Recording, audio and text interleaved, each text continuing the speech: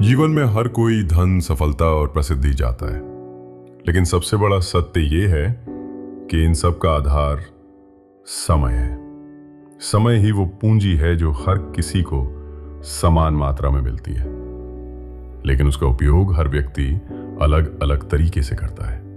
जो लोग समय की सही कीमत समझते हैं वही जीवन में महानता को प्राप्त करते हैं। इस प्रेरणादायक कहानी समय की कीमत में हम देखेंगे कि कैसे समय को व्यर्थ गंवाने और उसका सही उपयोग करने के बीच का अंतर किसी की पूरी जिंदगी को बदल सकता है। एक छोटे से कस्बे में दो मित्र रहते थे, आलोक और आदित्य। दोनों बचपन से ही अच्छे दोस्त थे, लेकिन उनके जीवन जीने के तरीके बिल्कुल अलग थे।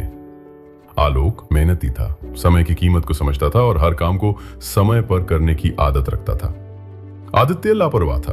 उसे लगता था कि जिंदगी बहुत लंबी है और समय कभी खत्म नहीं होगा। दोनों का बचपन खेलकूद और पढ़ाई में बीता, लेकिन समय को लेकर उनकी सोच ने उन्हें धीरे धीरे अलग रास्तों पर पहुंचा दिया। जब कॉलेज की पढ़ाई का समय आया तो आलोक ने अपना पूरा ध्यान पढ़ाई पर लगाया।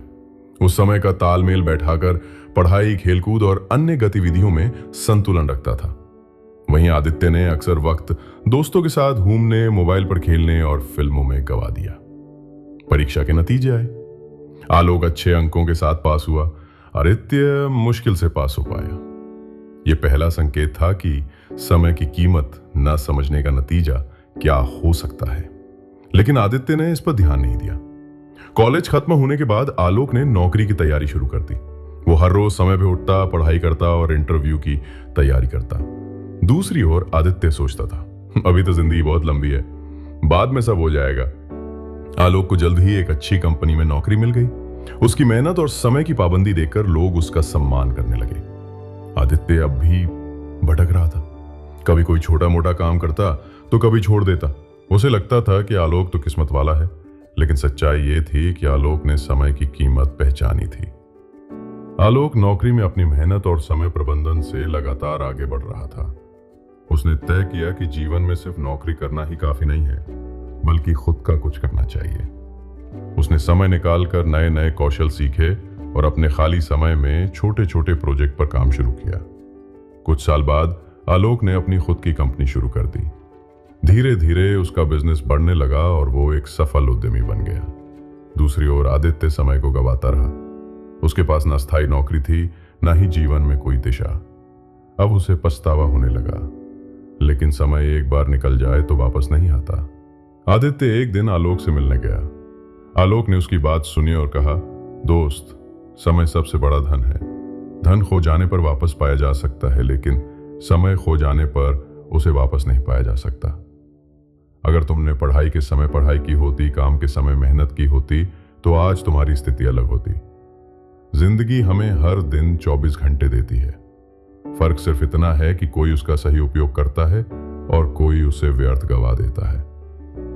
आदित्य की आंखों में आंसू आ गए।